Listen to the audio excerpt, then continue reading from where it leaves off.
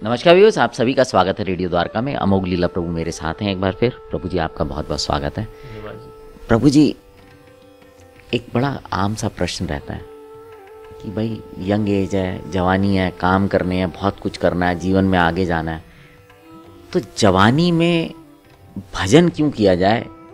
इसकी क्या वो जो है आप कहेंगे कि सब लोग कहते हैं कि जवानी में से ही भजन शुरू करना चाहिए? तो ये जवानी भजन शुरू करने के कई सारे कारण हैं। एक तो है कि ना आपकी जो आदतें होती हैं वो जवानी में फिर भी आप उखाड़ सकते हो, लेकिन आप उन्हीं आदतों में रमे रहे जीवन भर और आप बुढ़ापे में पहुँच गए। अब तो वो जो आदतें होती हैं आपकी चेतना में ऐसी डीपली रूटेड होती हैं कि आप उनको उखाड़ नहीं सकते। आप जैसे कई लोग हैं सिगरेट स्मोकिंग करते हैं, ये फाफा फूफू कर रहे हो, जो होता है ना बॉक्स के पास खड़े होना, फाफा फूफू करना।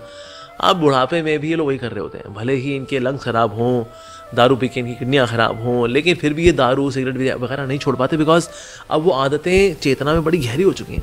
और उसको भला कैसे उखाड़ेंगे? उखाड़ते हैं, अगर उखाड़ने की कोशिश करते हैं बड़ी दिक्कत होती है। तो आदतों को अगर आप सुधारना चाहते हैं, so young age is the right time. तो इसलिए भी यंग एज में आपको भक्ति शुरू करनी चाहिए, बिकॉज भक्ति करने से, स्पिरिचुअलिटी से आप इन आदतों पर अटैक कर पाते हैं।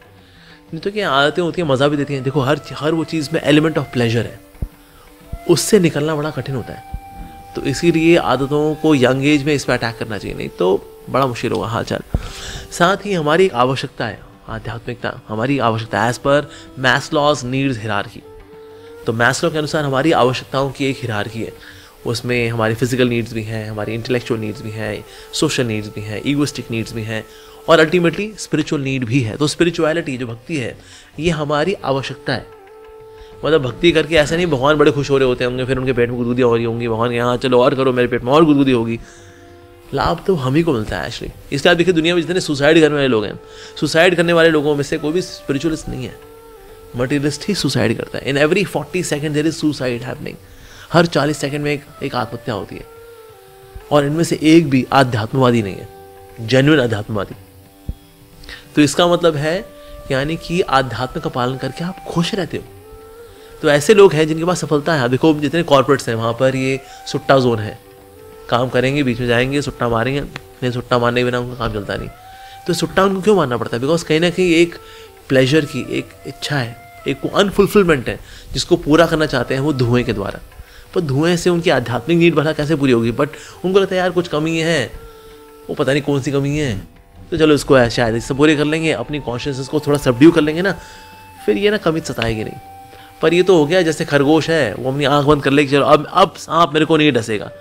अब तो कुछ दिख ही नहीं रहा। सर आप सांप को नहीं देख रहे, लेकिन सांप आपको देख रहा है। उस तरह से हम टेंशन एंग्जाइटी को भले ना देख रहे हूँ, सबड्यूइंग आवर कॉन्शियसनेस, लेकिन वातावरण में वो है जो कि आपके अंदर घुसेगी।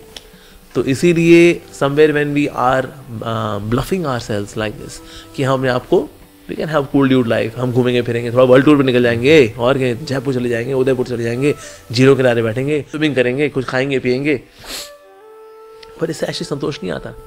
तो इसीलिए अगर हमें भक्ति में लगना है तो भक्ति में अपने खुद के लाभ के लिए लगना है।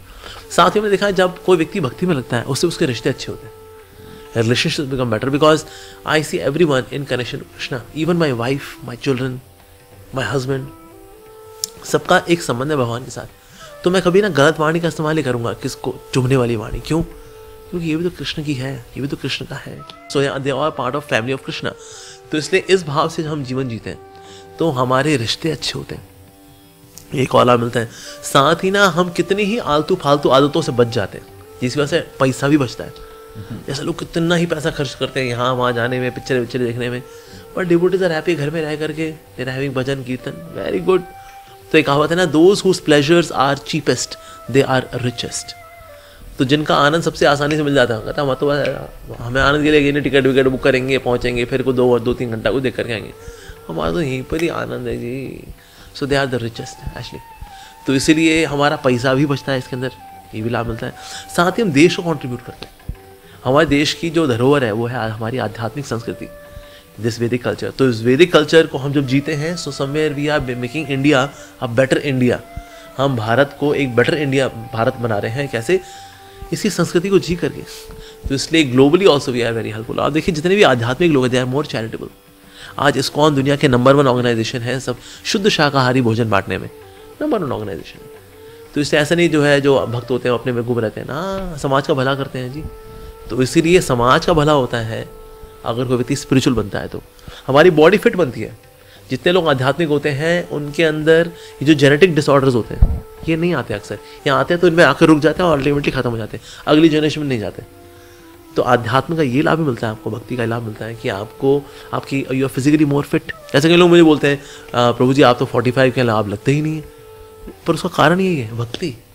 भक्ति का जो जीवन है आपको निस्वार्थ बनाता है, तो आपकी हेल्थ अच्छी होती है, you are more disease free. No doubt कलयुग है, थोड़ा बहुत सर्दी जुकाम सब किसी को हो सकता है, लेकिन एज सच कई सारी ऐसी डिसीज है जो कि आमतौर पे लोग पीपल आर वल्नरेबल टू, लेकिन वो ना स्पिरिचुअलिस्ट को नहीं होती, क्योंकि वो ब्रह्मचर्य का पालन भी करते हैं। अगर गृहस्थ है तो गृहस्थ भी टू सम एक्सटेंट ब्रह्मचर्य का पालन करते हैं, तो उससे भी आपकी जो शरीर की ऊर्जा है वो आपकी रक्षा करती है, आपकी जो रोगों को की प्रतिरोधक क्षमता होती है वो आपकी बढ़ती है, तो आपकी हेल्थ भी अच्छी होती है, मानसिक तनाव कम रहता है, आपको रिश्ते अच्छे होते हैं, we are more contributing to nation and society, और ultimately you are very very satisfied and happy. तो इसलिए जवानी में अगर नहीं करेंगे तो कब बुढ़ापे में जाके करेंगे, मतलब इस सब का अनुभव हम बुढ़ापे में करेंगे। पूरे जिंदगी भर हम दुखियारी आत्माएं रहेंगे, अपने पेच कसवाएंगे, अपने तेल निकलवाएंगे और फिर बुढ़ापे में जाकर के हम भक्ति करेंगे, ये तो मतलब बहुत ही बेकार प्रपोजल है। तो इसीलिए प्रहलाद महाराज भी कहते हैं कौमारम आचरित प्राज्ञो, कौमारम आचरित, कुमार अवस्था से ही हमें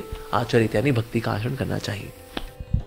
धन्यवाद प्रभु जी, आपका बहुत बहुत धन्यवाद। क्योंकि ये एक बहुत प्रश्न रहता है लोगों का प्रभु जी कि भाई जवानी है, काम करेंगे कहाँ, भक्ति में पूजा पाठ मंदिर जा रहा है, कोई टेंशन तो नहीं है।